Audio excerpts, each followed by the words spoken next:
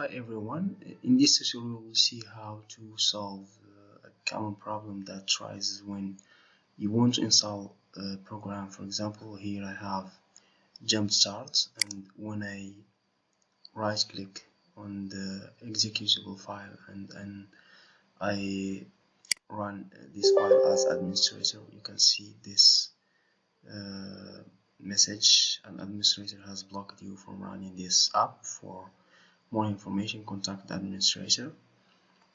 So to solve this, you have just to right click and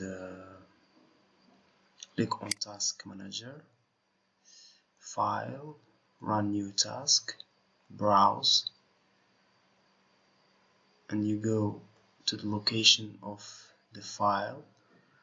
Here I have my file here, setup.exe. I click on open, create this task with administration privileges, click on OK, and you can see that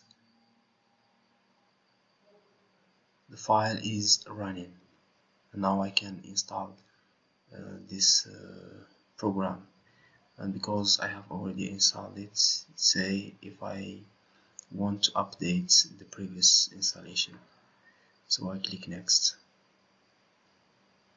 So that's all for this tutorial. Thank you for watching. I hope you enjoyed it.